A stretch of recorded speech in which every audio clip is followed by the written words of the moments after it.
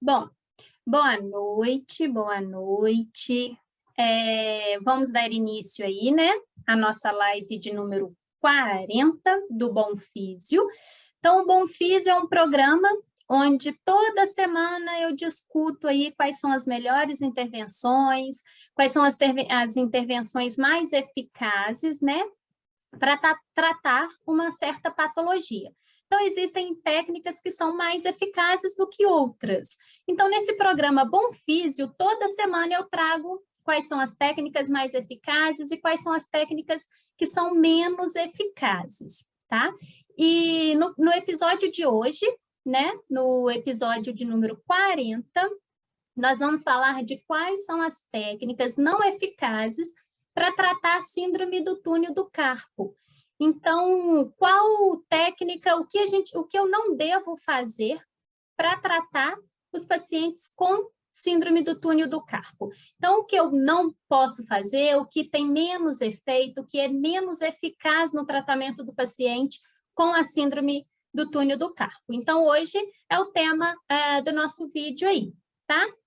Primeiramente, eu gostaria de me apresentar. Então, para quem não me conhece, o meu nome é Rayane, eu sou fisioterapeuta, pós-graduada em traumato-ortopedia e mestre em ciências da reabilitação e desempenho físico-funcional pela Universidade Federal de Juiz de Fora. E hoje nós vamos falar, então, quais são as técnicas, o que eu não devo fazer com o meu paciente com a síndrome do túnel do carpo. Então, aquelas técnicas que a gente já viu aí, que eu vou falar, que elas não têm nenhum efeito, ou têm pouco efeito no tratamento do paciente com síndrome do túnel do carpo. Então, é um passo para você não usar essas técnicas, porque elas já foram evidenciadas que trazem pouco efeito ou nenhum efeito, tá? Antes mesmo, então, de darmos início, de falar aí, vamos só dar uma relembrada, eu acho que é importante, né, a gente lembrar aí o que é a síndrome do túnel do carpo, lembrar um pouquinho aí da anatomia, da mão, né, então é importante a gente recordar esses termos aí, recordar essa parte aí. Então, a síndrome do túnel do carpo é quando o nervo mediano, né? O nervo mediano que estende lá do plexo braquial e ele insere nas falanges distal dos dedos. Então, é quando esse nervo mediano ele é comprimido, tá? Então, ele passa num local chamado túnel do carpo, né? Onde é formado aí por ossos e pela membrana. Então, é quando ele passa por esse túnel do carpo e ele é comprimido. É quando aumenta a pressão dentro ali do túnel, que eu vou explicar direitinho o que é formado esse túnel, e aí, com o aumento da pressão nesse local, ele vai comprimir o nervo mediano.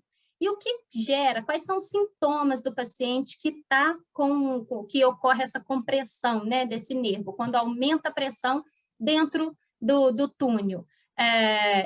Ele sente uma dor muito grande na região mesmo do punho, uma dormência, pode sentir alguma dormência em relação aos dedos, ao antebraço, essa dormência pode subir até o braço.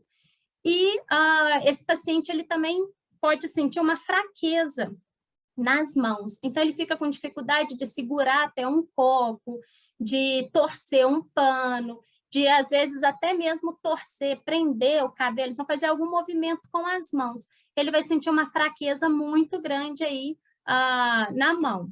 Então, isso também são características do paciente que apresenta a síndrome do túnel do carpo. Então, ele vai ter esses vários sintomas. Ele pode apresentar todos os sintomas, assim como ele pode apresentar um ou dois sintomas, tá? Mas a dor é a principal delas. Então, ele sente muita dor no local do punho mesmo.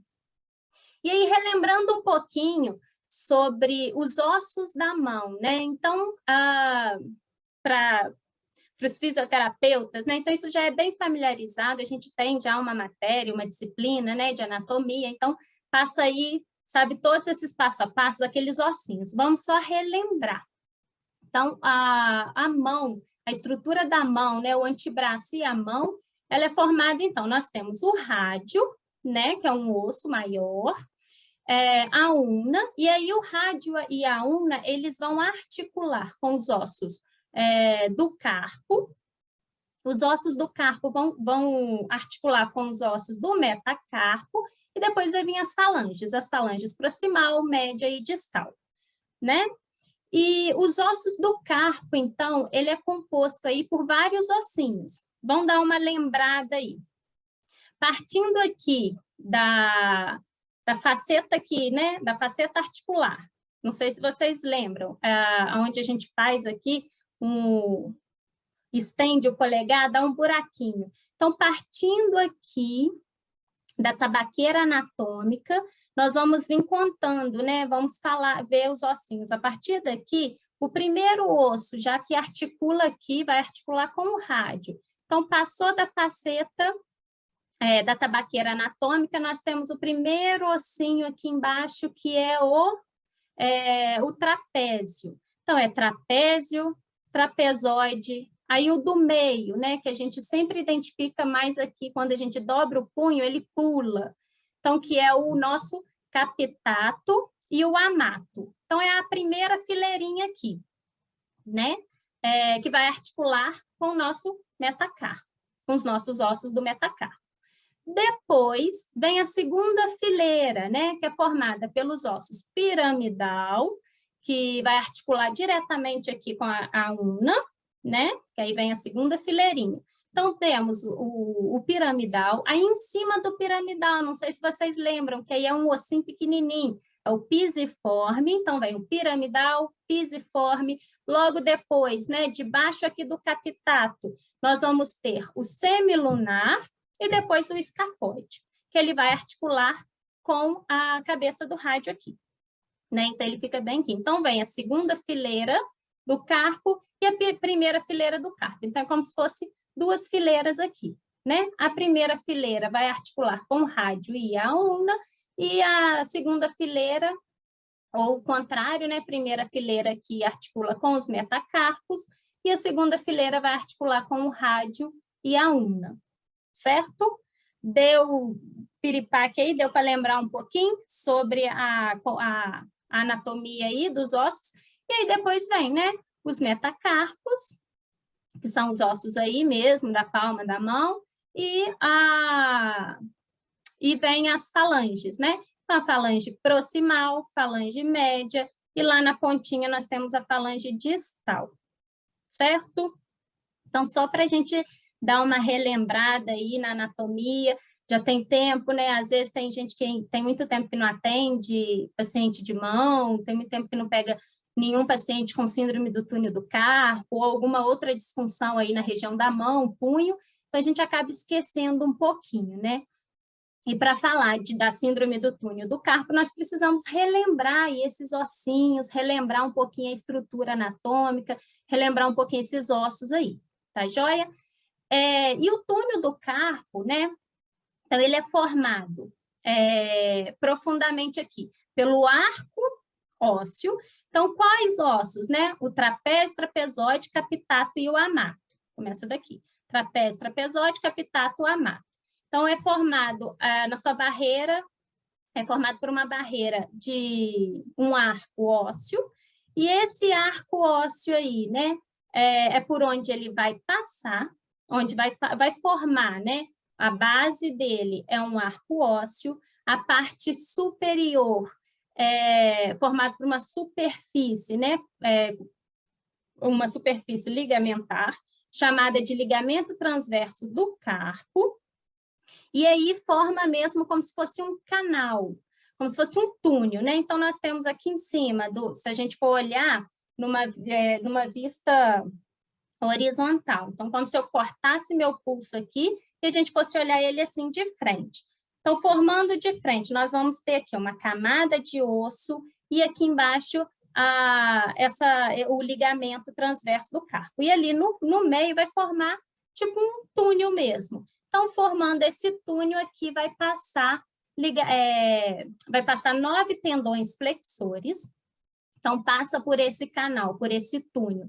4 flexores superficiais dos dedos e 4 tendões flexores profundos dos dedos. também vai passar o tendão flexor longo do polegar. Então, vão passar 9 tendões flexores e mais o nervo mediano. Então, passa tudo dentro desse túnelzinho aí. Então, são 10 estruturas que passam nesse túnel. E quando a pressão nesse túnel aumenta, quando ele vai beliscar o nosso nervo mediano, e aí a gente vai sentir aquela dor, né? Esse formigamento, como eu já disse no início. É uma dor bem localizada na região do punho. Você pode sentir um formigamento na mão ou no antebraço, e esse formigamento pode subir até para o braço. E a fraqueza nas mãos. Então, você sente uma dificuldade de segurar objetos, de fazer alguma força com a mão, tá? De pegar alguma coisa, você perde totalmente essa força aí na mão, tá? E o nervo mediano, ele origina, né? Lembrando aqui, ele origina no plexo braquial, né? Mais especificamente aí entre C5 e T1, e ele vai seguir aqui todo o braço e passa pelo túnel do carpo, né? E ele vai inserir ele insere nas falanges distais do polegar, indicador, dedo médio e metade aqui do dedo anelar. E quem inerva aqui a região mais do nervo, do dedo indicador, do dedo mínimo, é o nervo ulnar. Então, o nervo radial ele é responsável praticamente aqui por esses 3 dedos, pouquinho, pega metade aqui do nosso dedo anelar, mas ele faz mais parte do nervo ulnar. Então, o nervo ulnar é mais responsável por isso. Então, a gente sente um formigamento. Quando pinça o nervo, você vai sentir um formigamento, uma dor, mas nessa região aqui é onde o nervo ele vai inserir e é onde ele inerva aí também. Ele vai inervar os músculos flexores. Então, é onde você sente essa fraqueza de pegar algum objeto, de torcer um pano, por exemplo. Você não tem essa força, você pode perder essa força quando você comprime o nervo mediano, quando o seu túnel do carpo está com muita pressão. E aí ocorre essa dor aí, essas incapacidades nas pessoas que apresentarem a síndrome do túnel do carpo, tá? E costumam muito, tem uma dúvida aqui da Ana Kelly, a articulação permite dobrar o punho? Sim, Ana Kelly, você está falando lá dos ossos do carpo? Isso, é quando a gente faz o movimento de flexão e extensão do punho, né? Então, é quando está articulando aqui, rádio e una, articula aí com os nossos ossos do carpo, que a gente consegue fazer a flexão e a extensão de punho, tá? E assim, gente, muitas pessoas podem confundir a síndrome do túnel do carpo com outra disfunção, né? Então, às vezes as pessoas acham que é uma tendinite, ou então pegou muito peso e aí ficou com o punho dolorido. A gente fala muito de punho aberto, né? Escuta muitos pacientes falar, eu cheguei hoje, eu estou com o punho aberto, meu punho abriu, né? Então, a gente escuta muito isso, o paciente falar muito isso. Então, como saber se é a síndrome do túnel do carpo? Como diagnosticar, né? Então, o diagnóstico ele é feito basicamente por exame físico. Então, existem 4 testes, que são testes validados, confiáveis, são testes aí que já foram provados, a eficácia do teste, que quando você faz o teste é positivo, você pode confiar que o seu paciente realmente tem a síndrome do túnel do carpo. Então, são 4 testes. Eu vou falar mais especificamente de cada teste no próximo vídeo, que vai ser essa semana aí, quinta-feira, mas eu vou comentar somente de um, que é o mais famoso, né, que é o teste de Fallen. Então, o teste de Fallen, ele é positivo quando você pede o paciente para ele fazer esse movimento aqui, então ele vai juntar as 2 mãos, o dorso das 2 mãos, e vai fazer esse movimento, mantendo o cotovelo sempre aqui, em 90 graus aqui, o ombro. Então, ele fez esse teste, ele vai sentir uma dor. Às vezes o paciente não consegue nem fazer essa posição. Quando você pede para ele fazer, ele já sente uma dor terrível, ele não consegue nem completar a posição toda. Então, fez o teste, sentiu dor, sentiu dormência, doeu, sentiu um incômodo no local do punho, você já pode fechar diagnóstico aí fisioterapêutico que realmente é a síndrome do túnel do carpo, tá? Então, você já tem um ponto aí para poder já diagnosticar esse paciente. Então, já não é mais uma tendinite. Então, chegou com dor no punho, primeira coisa, faz o teste de Fallen. Fez, sentiu a dor, sentiu o incômodo, a parestesia, a dormência, você já pode fechar o diagnóstico que é a síndrome do túnel do carpo. E ainda tem mais 3 testes que eu vou comentar na próxima live, tá? Então, no próximo vídeo, quinta-feira, a gente vai falar certinho de cada teste, e você pode fazer 2, 3 testes para poder comprovar mesmo se realmente esse paciente apresenta a síndrome do túnel do carpo, tá bom? E aí, no conteúdo de hoje, né, na live de hoje, nós vamos falar o que não fazer com esses pacientes. Então, chegou um paciente para você no seu consultório, está alegando aí dor no punho, fraqueza na mão, dormência, e precisa muito, né? A gente usa muito as mãos para fazer tudo, e não consegue pegar um neto no chão, às vezes é um idoso, e sente aquela dor tremenda. Então, ele quer voltar a ter a funcionalidade dele, ele quer voltar a ter força na mão, e você faz o teste, diagnosticou que é síndrome do túnel do carpo. Vamos ao tratamento. Então, hoje eu vou falar o que não fazer. Então, o que a evidência diz, a evidência de alta qualidade metodológica diz em relação às técnicas que apresentam pouco efeito. Então, aquelas técnicas que não são eficazes para o tratamento da síndrome do túnel do carpo, tá? E no próximo vídeo eu vou falar sobre as técnicas que são eficazes, né? Então, primeiro eu sempre trago quais são as técnicas que não são eficazes. E por que eu falo das técnicas que não são eficazes? Porque não adianta nada eu só falar quais técnicas são eficazes e vocês não saberem quais técnicas não têm efeito. Então, às vezes, vocês podem usar essa técnica e ela não tem efeito e você ainda está gastando o seu tempo usando uma técnica que não vai resolver o problema do seu paciente, você não vai obter o melhor resultado com ele. Então, é por isso que eu sempre trago quais são as técnicas que compararam. Então, a evidência sempre compara técnica A com técnica B e vê qual é mais eficaz para o alívio da dor, por exemplo, igual na síndrome do túnel do carpo. Então, qual técnica alivia mais a dor?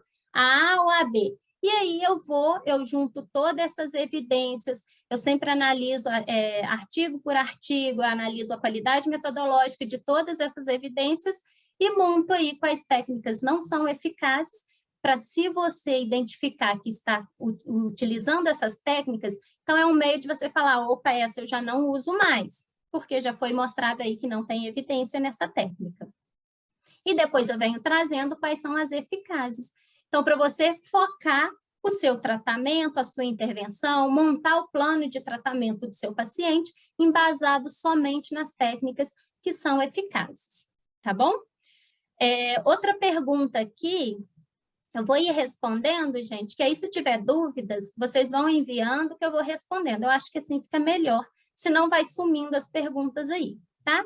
Então, outra pergunta, isso acontece em qualquer idade? Sim, Ana Kelly, pode acontecer com qualquer idade, porém, é mais prevalente aí nas mulheres, no sexo feminino, principalmente também após a menopausa, então tem alguma relação aí hormonal. Então, na menopausa, a mulher quando está grávida também pode ter uma prevalência maior de vir a desenvolver a síndrome do túnel do carpo, e com os movimentos repetitivos, né? Então, aquela pessoa que trabalha muito no computador, então é uma postura, pode gerar dor, pode gerar essa compressão aí no túnel do carpo e levar à síndrome.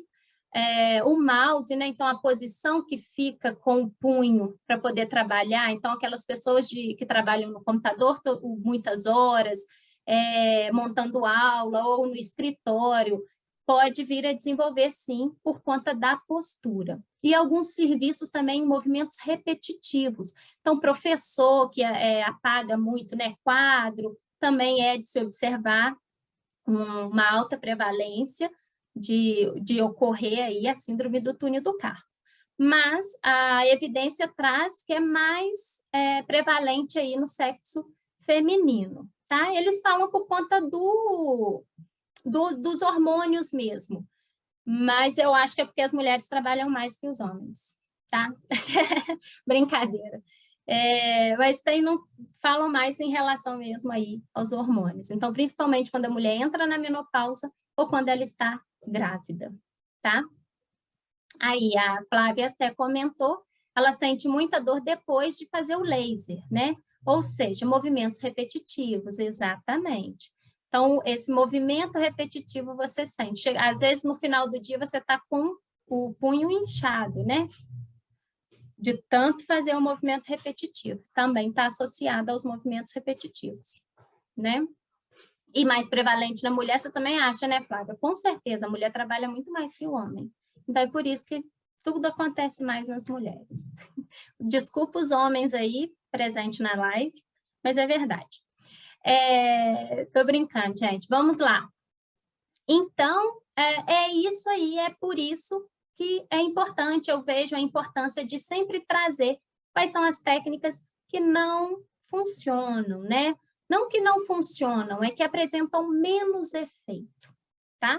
Então, tem técnicas mais eficazes e técnicas menos eficazes, né? Então, a evidência está aí para trazer isso para nós. Então, eles estudam isso para nós e está tudo ali na evidência. O que é mais eficaz, o que é menos eficaz. Então, eu sempre venho trazendo os dois conteúdos, tá? Para a gente poder já saber o que não usar e o que dá mais ênfase, o que você realmente usar, gastar o seu tempo da sessão realmente com aquelas técnicas que são eficazes, né? Porque é horrível você estar tratando um paciente, você ficar lá 1 hora de sessão, 45 minutos, 50 minutos, que seja, e você dá o sangue, você achar que está fazendo o melhor tratamento, está embasado cientificamente, você acha que está usando a melhor técnica, você usa todos os recursos que você acha que existem no mundo, todos aqueles recursos que você aprendeu na sua graduação, e passa uma sessão, passa uma semana, um mês, e o paciente não melhora. Então, isso é muito frustrante, né? Você ficar batendo na mesma tecla e o paciente não melhora. E na minha prática, eu percebi que eu só consegui ter resultados, bons resultados, quando eu comecei a introduzir somente aquelas técnicas eficazes, né? E parei de usar as técnicas que não são eficazes. Então, é um caminho aí, é um caminho útil para oferecer o melhor tratamento e obter os melhores resultados com os pacientes. Então, é horrível você querer fazer o melhor, estar fazendo o melhor, se dedicar, e chegar no final, você não ter o resultado, seu paciente não melhora, seu paciente relata que a dor continua igual, aí você faz uma avaliação visual analógica de 0 a 10, como é que está a sua dor? Entrou com 10, né? Aí ele, agora está uns 8, mas ali você vê que ele está um pouco educado com você, você vê que ele não consegue fazer nada com a mão ainda, a mão está doendo para danar. Mas ele fala que melhorou um pouco para ser educado, né? Então, é péssimo, né? Então, é por isso que é bom a gente usar as técnicas que são eficazes, tá? E eficazes de acordo com a evidência. E eu sempre falo com a evidência de alta qualidade metodológica. Então, não adianta a gente só falar, ler qualquer artigo e falar, um artigo tal mostrou que a técnica X é boa. Mas aquele artigo é bom? Realmente, o que está escrito ali é provado? Ou aquele artigo é cheio de viés, aquele artigo foi mal conduzido, aí quando você vai olhar a qualidade metodológica dele, é um artigo de baixíssima qualidade metodológica, foi muito mal conduzido, é cheio de viés. Então, existem, a grande maioria dos artigos publicados, eles são ruins. Então, não basta estar publicado, que quer dizer que é bom, que a técnica é boa. Então, é preciso fazer uma avaliação mais robusta aí desses artigos, né? E é o que eu faço antes de trazer aqui, antes de vir falar quais técnicas são menos eficazes e quais técnicas são mais eficazes, tá? Então, vamos aí começar a falar sobre essas técnicas que são menos eficazes para o alívio da dor, para o retorno funcional desses pacientes que apresentam a síndrome do túnel do carpo, né? Então, de acordo com uma revisão da Cochrane, então, para quem já me segue, já sabe aí que revisões da Cochrane em nível hard, é a melhor revisão que existe. Então, se você quer embasar cientificamente, achou uma revisão da Cochrane, você pode confiar de olhos fechados, porque ela é a top das top.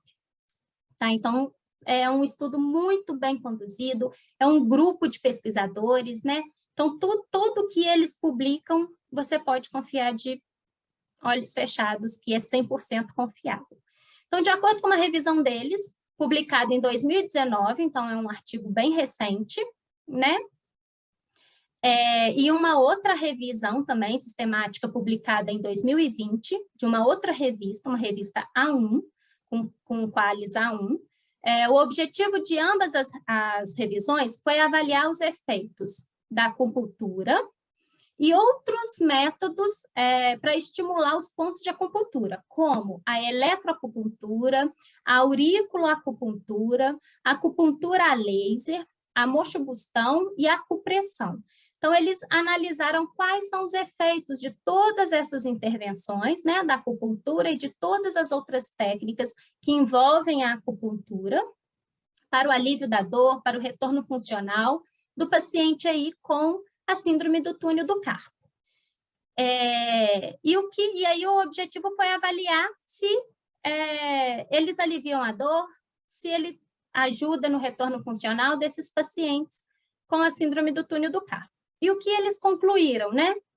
Que essas técnicas, elas apresentam pouco ou nenhum efeito a curto e a longo prazo para o alívio da dor do paciente com síndrome do túnel do carpo. Então, assim, aplicar agulhas, fazer auriculoacupuntura para tratar o paciente com a síndrome do túnel do carpo, essa revisão da Cochrane mostrou que apresenta pouquíssima efeito, apresenta muito pouco ou nenhum efeito para o alívio da dor, tá bom? Outra técnica, essa é a nossa primeira técnica, né? Eu vou falar de 4 técnicas, na verdade. Então, a primeira é a acupuntura e os seus derivados aí, né? A eletroacupuntura, a auriculoacupuntura. Então, para o efeito aí do alívio da dor, não tem. Os artigos que mostraram são de baixa qualidade metodológica, artigos mal conduzidos, são estudos que não apresentam uma boa evidência, tá? Então, essa revisão sistemática mostrou que essas técnicas apresentam baixo efeito, tá? Então, o efeito é muito pouco ou nenhum. Outra técnica para o alívio da dor, então, que é muito utilizado e, de acordo com uma outra revisão, também nível hard, aí, falando da Cochrane, publicado em 2017, é o nosso famoso TENS. Exatamente. A nossa eletroestimulação.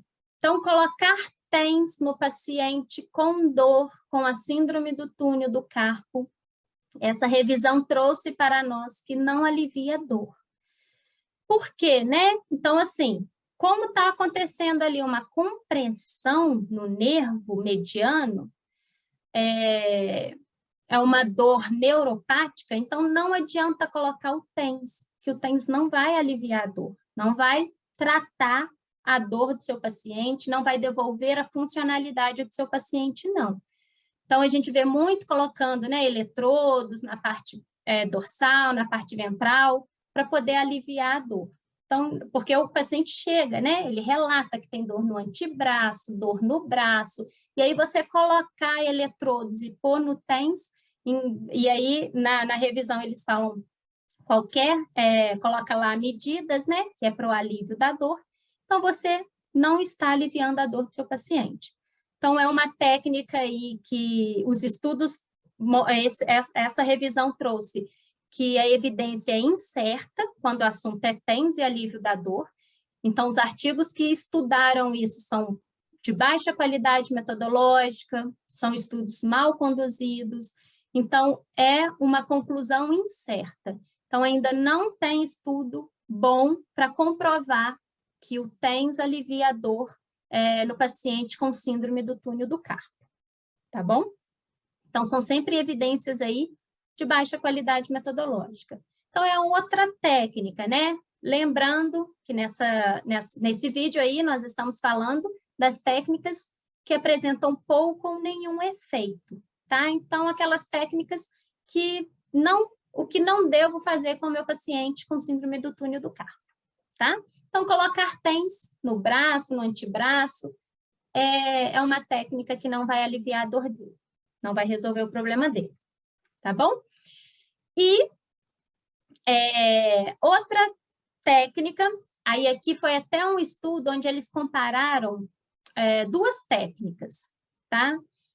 Também foi uma revisão e meta-análise, publicado no ano de 2019, numa revista muito boa, o artigo é muito bom também, é um artigo aí com alta qualidade metodológica, um artigo que foi muito bem conduzido, apresenta poucos vieses, né? Então, essa revisão sistemática, ela comparou o efeito do laser. Qual laser? O laser de baixo nível, com o ultrassom para o alívio da dor do paciente com a síndrome do túnel do carpo. Então, eles buscaram estudos e compararam, fizeram uma meta-análise, né? E comparou estudos que usaram laser, estudos que usaram ultrassom, eles fizeram uma meta-análise para ver qual é mais eficaz para aliviar a dor do paciente com a síndrome do túnel do carpo, tá? Os parâmetros utilizados, né? Mais ou menos ali que eles trouxeram. O laser foi numa intensidade de 830, numa frequência, a intensidade da onda do laser, falando do laser, foi de 830 com 1,5 joules por ponto, e localizados em 5 pontos aí sobre o pulso. O ultrassom, ele variou a frequência de 1 a 3 MHz, e com uma intensidade de 1 watts por centímetro quadrado, com uma área aí mais ou menos de 5 centímetros quadrados, tá? Então, essa aí é mais ou menos os parâmetros que utilizaram do laser e do ultrassom. E aí eles compararam qual técnica é melhor para poder aliviar a dor do paciente com a síndrome do túnel do carpo, o laser ou o ultrassom. E o que eles concluíram? Que nenhuma das duas técnicas alivia a dor. Então, nenhuma dessas duas, nem o laser, nem o ultrassom, são técnicas eficazes para poder aliviar a dor do paciente, para poder trazer o retorno funcional desse paciente. Então, são técnicas que, se você utilizar, você não vai estar oferecendo aí um melhor tratamento para ele, você não vai estar gerando aí o resultado que você quer, né? Você não vai obter o melhor resultado do seu paciente, porque essas técnicas não aliviam dor, tá bom? Então, os estudos que trazem que a técnica alivia são estudos, mais uma vez, mal conduzidos, são estudos de péssima qualidade metodológica, são estudos onde você não pode confiar, tá? Então, é por isso que a importância da gente saber analisar a qualidade metodológica de um estudo. E não somente pegar e só porque está publicado eu vou usar. Então, tem estudo que fala que a técnica é boa, que alivia a dor. É quando você abre o estudo, vai ler ele todo, você vê que o estudo ele apresenta vários erros metodológicos, é um estudo que foi mal conduzido, é um estudo ruim. Então, você não pode confiar no que está escrito ali, tá? Então, foi isso que eles concluíram nessa revisão aí, sistemática, que nem o laser e nem o ultrassom alivia a dor. Então, resumindo, né, quais são as técnicas aí, as 4 técnicas que você não deve utilizar com seu paciente com síndrome do túnel do carpo, porque essas técnicas não aliviam a dor, essas técnicas não trazem o retorno funcional, essas técnicas não vão tratar a causa do seu paciente, né? Que está comprimindo lá, a síndrome do túnel do carpo é uma dor muito terrível, né? E traz incapacidade, o paciente fica com dificuldade para poder fazer várias funções, várias atividades. Então, o que não fazer com eles? Se você quer aliviar a dor deles, se você quer fazer ele voltar a fazer, fazer as atividades do dia a dia.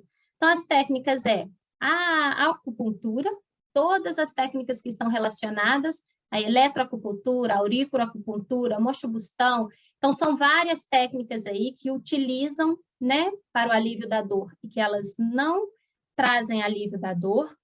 O TENS, a nossa famosa eletroestimulação, não alivia a dor do paciente com síndrome do túnel do carpo, tá? O laser e o ultrassom. Então, são essas 4 técnicas aí que a evidência traz que muitos profissionais utilizam, né, com a função de alívio da dor, retorno funcional, e, na verdade, no fundo, na realidade, essas técnicas não geram nenhum desses efeitos aí, tá? E como eu gosto, né, de sempre falar, deixar aqui frisado, não é a minha opinião, tá? Não é o que eu acho ou o que funciona na minha prática, tá, gente? Então, isso tudo aqui é embasado cientificamente. Então, é de acordo com a evidência de alta qualidade metodológica, tá bom? Então, estudos bons, eu faço uma análise bem criteriosa de todos os artigos, eu analiso a qualidade metodológica de cada um antes de montar aqui o conteúdo que eu venho falar. Tá bom? E aí, hoje nós falamos das técnicas que são pouco eficazes. Então, o que não fazer com o nosso paciente, tá? E por que é ruim, né? A gente ficar usando técnicas que não são embasadas cientificamente. Porque você nunca vai ter o seu foco ali, o seu objetivo alcançado. Então, se você ficar batendo na tecla, chegou um paciente para você aí com a síndrome do túnel do carpo, e você fica colocando nele TENS, laser, ultrassom, auriculoacupuntura, e você acha que está fazendo sempre o melhor para ele, e bota TENS de novo, e eu não falei aqui, né, mas também tem o kinesiotaping, que não tem efeito nenhum para nada, não é só para síndrome do túnel do carpo, não, é para qualquer outra patologia. Então, o kinesiotaping também não tem eficácia. Então, aí você coloca kinesiotaping, faz mais um monte de outras coisas. Você acha que está oferecendo o melhor, mas no fundo você só está usando técnicas que não são eficazes. Técnicas que não vai aliviar a dor dele, técnicas que não vai resolver o problema dele, e você não vai obter o melhor resultado com ele. Então, ele não vai estar satisfeito, ele não vai sair do seu consultório satisfeito, porque a dor vai continuar. Vai passar um mês, vai passar 2 meses, e a dor dele vai continuar. Então, por isso, a importância da gente estar sempre embasado cientificamente, usar técnicas que são eficazes e foram comprovadas cientificamente, de acordo com a evidência, né? E a evidência é boa, né? Então, é filtrar aí as ruins, que tem muita coisa ruim. A gente poder filtrar e usar somente as boas aí, e o resto a gente deletar. Né? Então, essa a importância da gente usar somente técnicas que foram comprovadas cientificamente, técnicas que realmente geram o efeito que a gente quer, o efeito proposto, tá? E tem existe um estudo feito em São Paulo com fisioterapeutas, foi até uma pesquisa que fizeram com...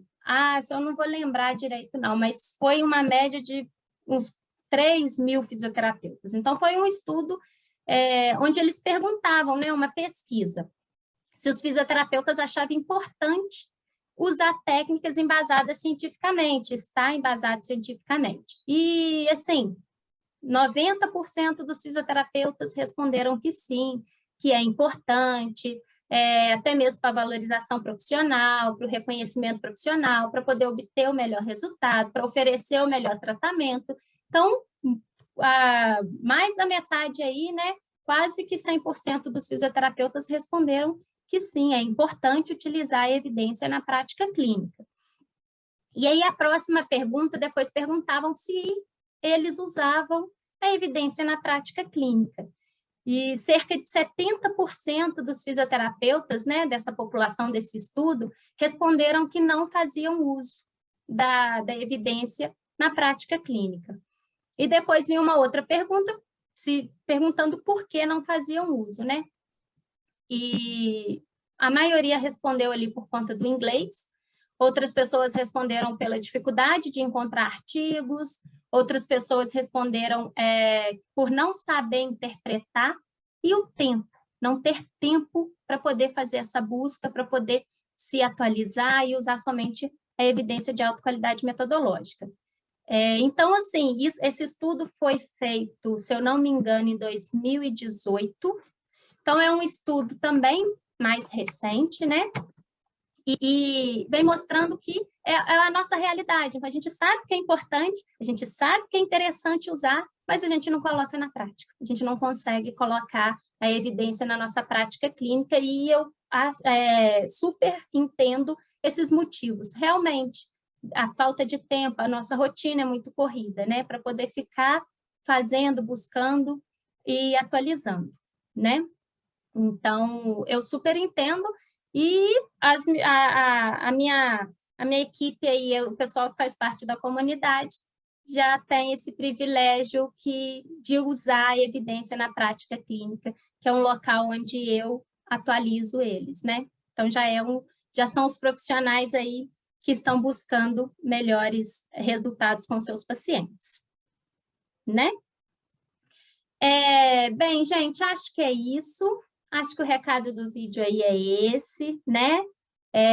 Falamos aí das técnicas que não devemos usar com os nossos pacientes. Então, se você tem um paciente com síndrome do túnel do carpo, dê uma atenção para essas técnicas que nós falamos hoje. Então, não utilizá-las com seus pacientes, porque aí a gente já viu que ela não gera efeito do alívio da dor. E quais são as técnicas que vão aliviar a dor dele, que vai trazer o retorno funcional, né? Aí vai ser o assunto do próximo vídeo, próxima live, quinta-feira, tá? Mesmo horário aí, às 7h07, às 19h07, nós vamos falar sobre as técnicas eficazes. Então, aí sim, nós vamos falar de quais técnicas são eficazes, né? Quais técnicas realmente vão resolver o problema do seu paciente. Vai aliviar a dor? Qual é a melhor técnica para aliviar a dor? O que fazer para poder para que ele tenha um retorno funcional? Então, para que ele volte a ter a força na mão, volte a fazer as atividades dele. Então, o que fazer? Quais são as técnicas aí que a evidência traz que são eficazes? Tá? Então, fica de olho aí que quinta-feira nós vamos falar somente das técnicas eficazes para tratar o paciente com a síndrome do túnel do carpo. Beleza? Bem, se vocês tiverem alguma dúvida, pode deixar um comentário, deixa um comentário no vídeo, ou pode mandar agora, que a gente vai conversando aí, tá? Gostaria de agradecer a presença de todos que participaram. Eu espero ter contribuído com a prática clínica de vocês, eu espero ter ajudado de alguma forma, acrescentado valor na prática clínica de vocês, que vocês possam levar, agregar aí esse conhecimento com os pacientes de vocês e que isso possa gerar frutos aí na vida, na prática clínica de cada um, tá bom? Muito obrigada, até quinta, um beijo. Tchau, tchau.